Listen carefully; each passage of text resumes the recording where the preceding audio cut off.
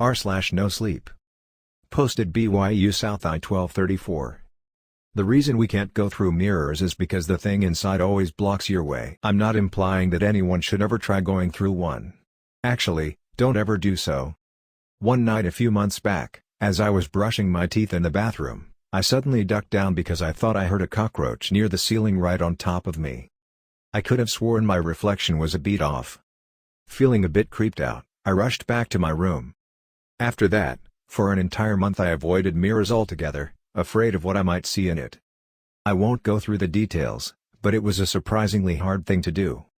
Then one day, I decided that it must have all been inside my head, and finally went to take a look at myself in front of the bathroom mirror. My reflection wasn't there to greet me. Then I made the single worst mistake in my life. I touched the mirror.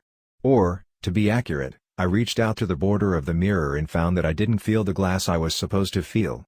My hand went straight through. The moment I found out that we could go through mirrors was also the moment I found out that it was a one-way passage. I was unable to pull my hand back out. It felt like my hand was stuck in cement, and the more I struggled, the more I went in. First my wrist, then my arm. I tried pushing against it, but it only resulted in my other arm also being stuck. Just as I called out for help, I heard a high-pitched screech from inside the mirror. Then a dragging noise that appeared to be coming closer, probably from the living room inside. I instantly decided to go through the mirror completely and find a place to hide. I shoved myself in the closet in my mirrored room while whatever's making the noise went to the bathroom and left. When it didn't screech, it made an inhaling sound. Only inhaled and never exhaled. After what felt like hours, when I no longer heard anything, I crawled out of my hiding. The first thing I noticed is that I no longer recognize the written language. Everything is horizontally flipped, mirrored.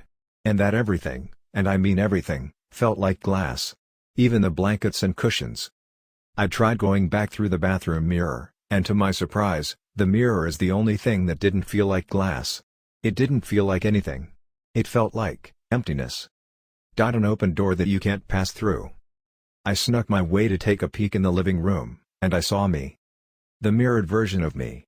He just stood there, with an empty look on his face, staring into nothingness, inhaling and not exhaling. The living room, unlike the bathroom, was very dimly lit.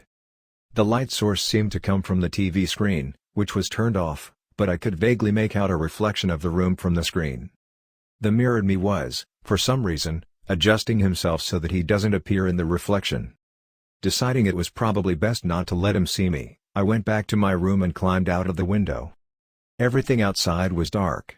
Windows were dimly glowing, but the streets were almost pitch black. You can feel that it was noon, because occasionally a car would drive by and you can see the yellow sunlight from the reflections on its windows, and the reflected objects on this side would also be lit that it seemed as though the sun was shining on them. It was as if things could only be seen, or even exist, if they are a reflection from the other side. A woman that stood lifelessly on the corner of the street suddenly moved across the street towards the front window of a clothing shop. She didn't actually walk, it felt more like she was dragged by the head towards her destination, her feet scraping across the pavement every inch she went.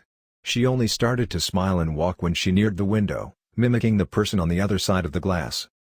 The woman on the other side admired her reflection for some time, then decided to put her palm against the glass. The reflection mimicked her, reaches out her palm and puts it against the palm of the woman on the other side.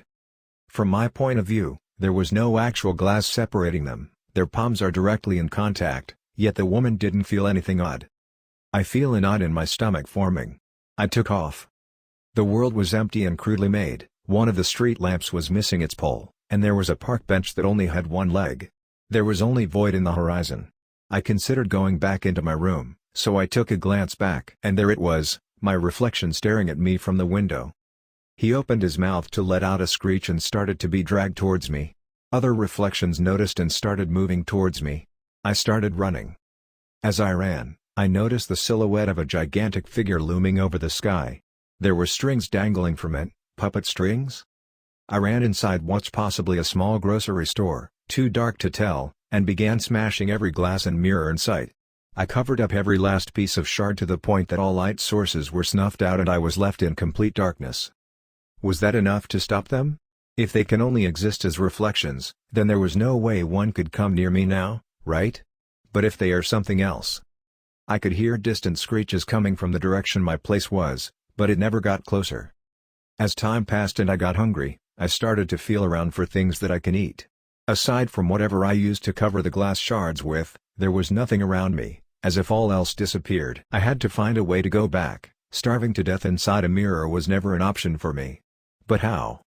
If mirrors are doorways, then I must make one to come back. A mirror is something that contains reflections. Would it be possible to make a mirror inside a mirror? After some thinking and self-convincing, I uncovered 2 pieces of mirror shards and faced them towards the other. 2 things happened at the same time. Both pieces started emitting intense beams of light from inside them. One beam would shoot out from one of the pieces and into the other, while the other receives it and emits an even stronger beam. I've somehow created a loop. I put a finger into one of the mirror pieces, and it went through. The one other thing that happened was a screech that erupted right next to me. I need a larger doorway.